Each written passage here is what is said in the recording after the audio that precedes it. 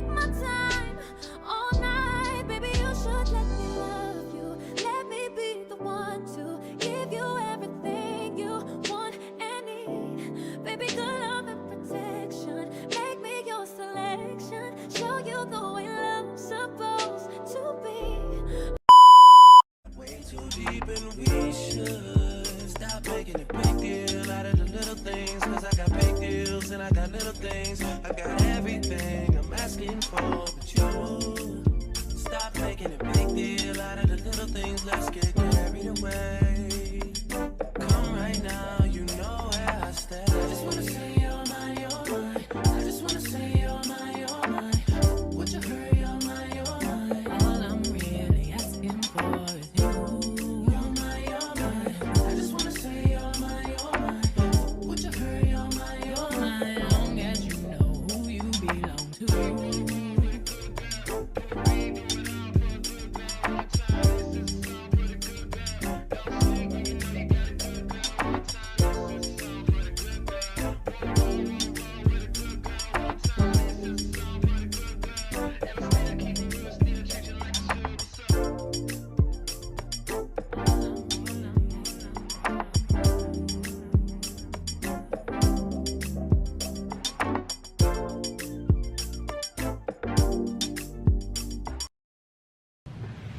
Okay guys, so I made it to watch. Now we can get into this pros and cons video. So today I'm just going to basically go over a list of my pros about the Navy and my cons about the Navy. So kind of like my icks about the Navy is kind of the same thing as cons, but this is all gonna be from like personal experience, you know. It's just all that I see, like all of my pros and cons. So yes, let's get into it. Let's get into it. So we're going to start off with the pros, okay? So my first pro of being in the Navy, of course, is going to be traveling, because that's one of the main reasons people join, is to travel, get to see the world, see different places, get to, you know, just leave from where they've been all their life. So 2022 was a great year for me because I got to actually see everything outside of the United States. This was my first time being outside of the United States. So I got to see Greece, Spain, Italy, France, Croatia. We got to see a lot of stuff. Traveling is definitely like one of the big ones, and I know it sounds like so cliche. Everybody says traveling, but like legit, like once you join and you get to travel, like it's really gonna be an experience and something that you'll remember forever. So traveling is definitely one of my top pros for the Navy. Another pro is on my list, I have benefits of being in uniform. So when I say benefits of being in uniform, I mean like when you go out in public and you're in your uniform, like people really do admire you, and it's like they look at you different. Me being stationed in Virginia, I don't really see it too much. I mean, it's a few places here and there where I'll go where somebody will be like, oh, well, thank you for your service, because they'll see me in uniform, you know, shake my hand, sometimes get your meal paid for. But it don't really happen too much in Virginia, because Virginia is it's like where the main naval base is. So it's like big Navy around here. But if you get stationed somewhere like in Texas or where Navy isn't so big, then that's where you'll really get like a lot of recognition and appreciation just from being in uniform. I remember being at the airport, people were like, I stopped at a restaurant in the airport when I was waiting for my flight, and somebody just paid for my meal. Like, you do get that a lot. So I feel like that's a pro for me. I don't know if that's really like something that's big to y'all, but it's big to me because it's just like, wow, like people really do care about me and stuff. Because sometimes in the Navy or being in the military is always like, it's not the best. You feel like you don't always have the best support system. So for strangers to thank you, it does mean a lot.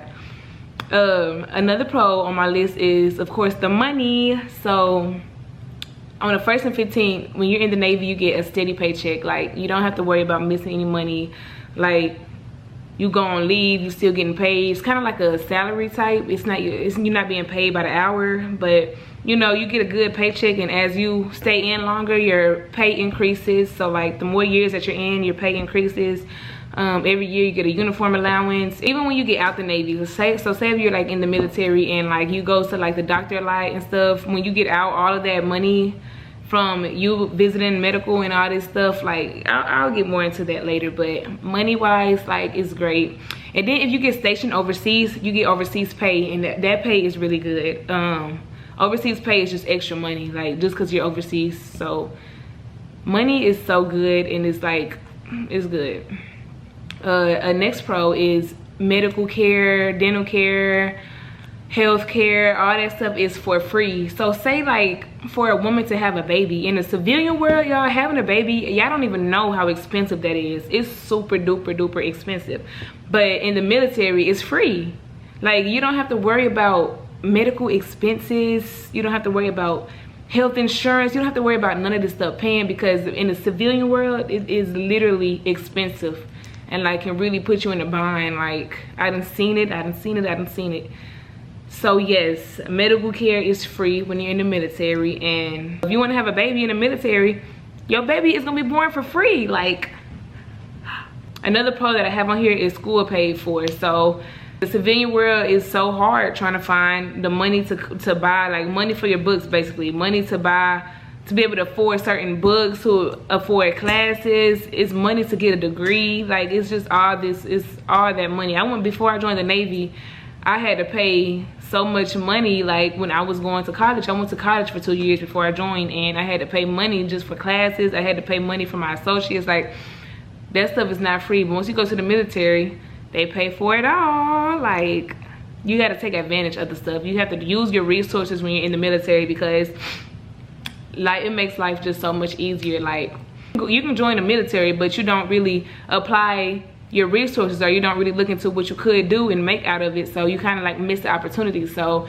that's another word of advice. Like, if you are joining the Navy, like, make sure you take advantage. Like, use your resources, because talk to a financial counselor. They have a thing called Fleet and Family. Fleet and Family help you with all that kind of stuff. They help you with like financial things. They have financial, like, all this stuff for free. They have counselors that you can talk to, therapists if you're going through stuff, because when you're joining the military, it could always be stressful too. So marriage counseling, all that stuff. So get into it, y'all, get into it. So now we're finna get into these cons, okay? We're finna get into the icks. They're like my icks of the Navy. So 1, unfairness.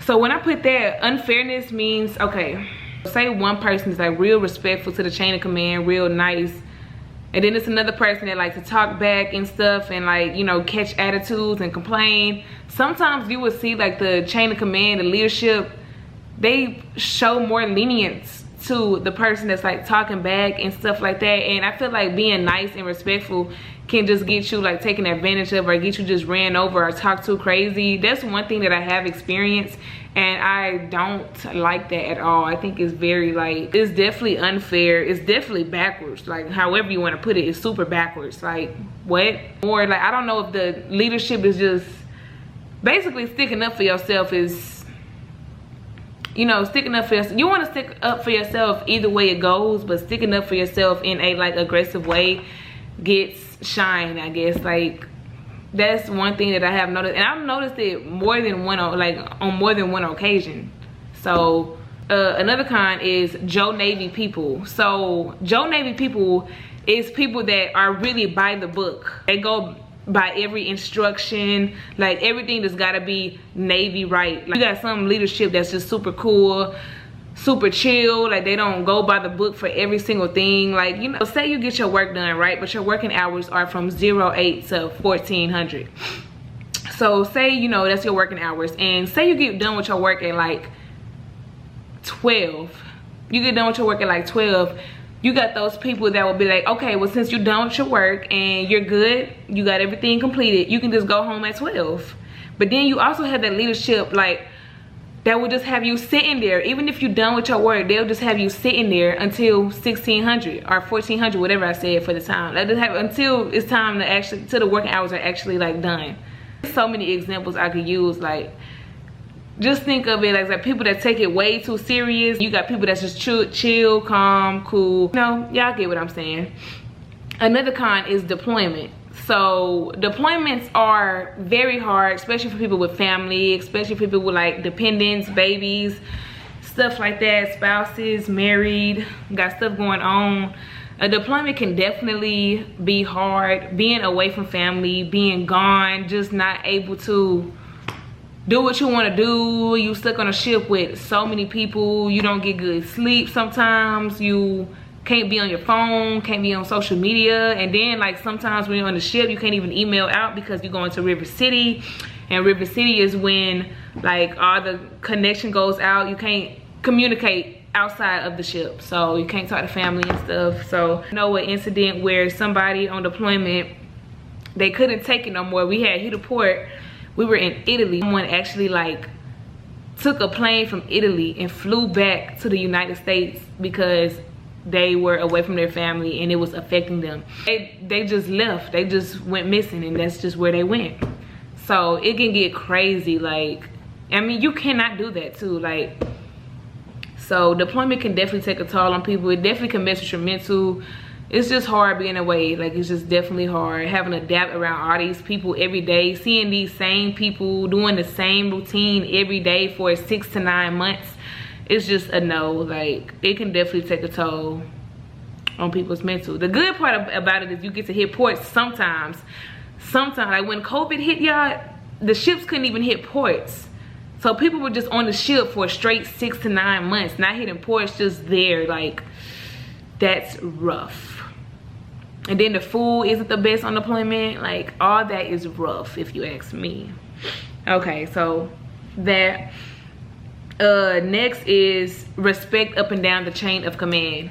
So when I say respect up and down the chain, this is, so it's like, okay, so one thing about the Navy, they are very firm on leadership. They don't care about age. They don't care about who you are. Like, they don't care if you, like, they don't care about nothing else but rank. So if you outrank someone, you can tell them what to do. You can talk to them how you want to talk to them.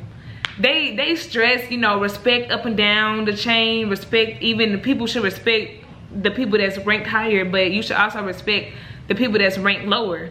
But soon as, so say if someone of higher rank disrespect the person of lower rank, the lower rank cannot disrespect them back. And I just feel like it's just so unfair. Like, I just feel like you can be, someone could join as an officer at the age of 20, and then someone can join the military when they like 30. You have to listen to the 20-year-old. Like, I swear I be hearing stuff when I'm at work. Well, I'm not at work right now. I'm on watch, but I be hearing stuff. I swear I do. So somebody can be 18, a second class, 18 years old in a second class, and then it can be like an enlisted person, 30 years old, and they only like a third class. Like, the 18-year-old can talk to the 30-year-old however they want to, but the 30-year-old have to listen and respect the 18-year-old. It could definitely get unfair in that aspect. People just can talk to whoever how they want to, but then, like, it should be like, I don't care who's ranked higher than me. I don't be caring about none of that. Ain't nobody about to disrespect me. Nobody's about to talk to me crazy. I'm not gonna go for it, because I will definitely have something to say back. Like, anybody would. Don't nobody like to just sit there and go for that. Like, no. Another con is working with certain people and their personalities. Like, the Navy is so diverse. The military alone is so diverse, but I'm just gonna speak on the Navy since I'm in the Navy. The Navy is so diverse. You meet people from all types of different places. They just brought up different. So you meet people of different personalities, different bring-ups, like, and sometimes you just have to deal with their way of going about their typical day, their way of handling situations, their way of, people have attitudes. There's gonna be somebody that you don't like when you work with. That's one thing I learned about the Navy. Always gonna be somebody that you don't like, but you have to work with them. So another one is a lot of unnecessary musters. So muster is when you basically just, they basically just take roll, bring everybody together, make sure everybody is there. That's muster. Like, it'd be a lot of unnecessary musters. Like, if you have weekend duty, like, they'll have you drive to your job just to say, hey, I'm here, and then they dismiss you. Some people live 30 minutes away from work. Some people live 45 minutes away. Some people live an hour. And you want them to drive all the way up there just to say, hey, I'm here, and then leave? Like, you gotta wake up in the morning, put on your uniform, drive 30, 40 minutes to muster, and then just to be dismissed. Like, it'd be a lot of that going on. So my advice is, if you join, try to, if you live off base, try to live somewhere close to work, because you might, that's probably most likely going to happen to you. You'll have to drive so far just to go muster, just to show them that you're alive, and then leave. Like, That is another ick. I absolutely hate it. I hate it. I hate it. I had to do that yesterday. I stayed 25 minutes away. 25 minutes is not far, but it's not the closest either. And I still had to drive. That's a hike, okay? But that's all I have noted down, y'all. These are all, like, this is a quick little video of my pros and cons. And this is everything that I have noted down. So, you know, I got more videos lined up, more ideas and stuff. So make sure y'all just let me know exactly like what else y'all want to see or know about or hear, and y'all know I will make a video on it. I got y'all. I'm definitely planning on making a video of part 2 of my top 5 rates that you should pick in the Navy. So 5 good rates, and I think I'm gonna do aviation rates on my next video, because most of the time aviation is just so much bigger in the Navy. Like, it's a lot of aviation rates, so people be wanting to get into it. Like, yeah, so that's probably gonna be my next video idea. But I hope y'all enjoyed this video. I hope it was helpful, and y'all get a little insight of, you know, what kind of goes on, so y'all can just, you know, have an idea, be prepared, and yeah. So I hope y'all enjoyed this video. Make sure y'all like, comment, and subscribe, and I will see y'all next time. Bye. What's up, y'all? So I kind of wanted to add one more con on there. As I'm editing this video, I realized that I forgot something. So one more con of joining the military or the Navy is that when you join, like, say if you want to call into work because you don't feel good, Navy is not something that you can just call into work. You can just be like, okay, I'm not feeling good, I'm gonna stay home.